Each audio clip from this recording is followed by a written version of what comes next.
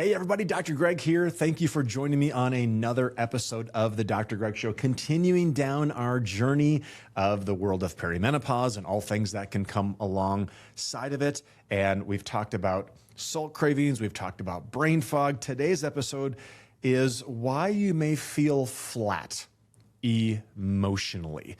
And we're going to dive into that. Have you ever noticed that you're not necessarily depressed, but you're also not excited about anything anymore? You're getting through the day, but the spark, the joy, the emotional highs and lows, they're all kind of gone quiet. That feeling isn't random, ladies.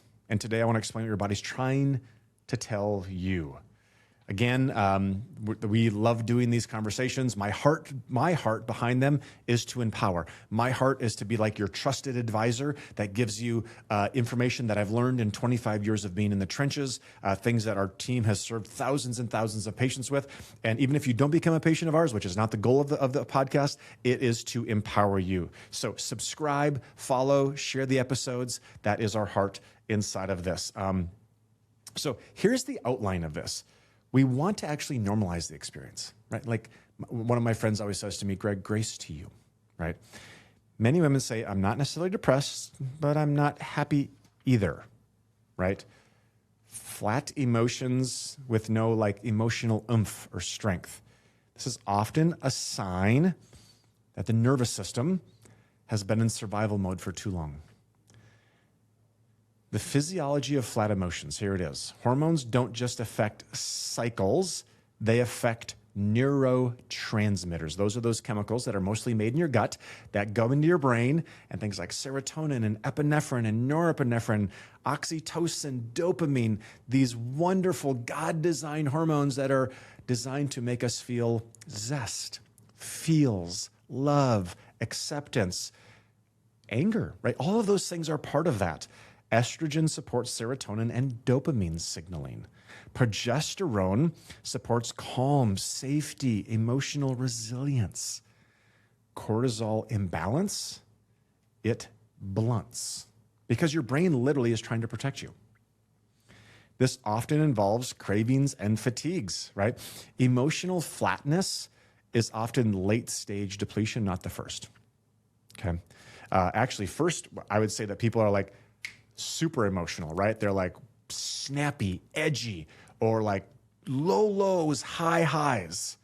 And then it just kind of like falls below and goes there. Blood sugar swings, crushes dopamine. Chronic stress reduces your emotional range. Inflammation dampens pleasure pathways in the brain. The research. Studies show chronic stress reduces dopamine receptor sensitivity. Low estrogen links to reduced serotonin availability. Inflammation markers correlate with emotional numbness and just that feeling of flatness, right?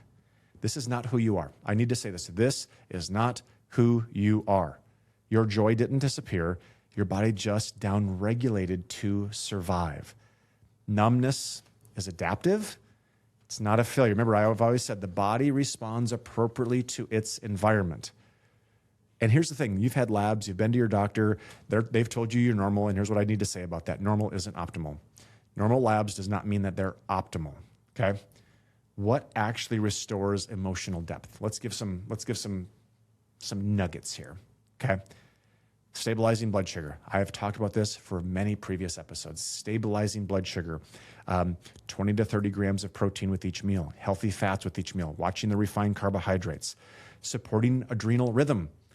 When you get up in the morning, 10 minutes facing the sun, get sun on your body, get your feet in the grass and the dirt, okay? That's what God designed. He designed the morning for us to rise and to be part of that.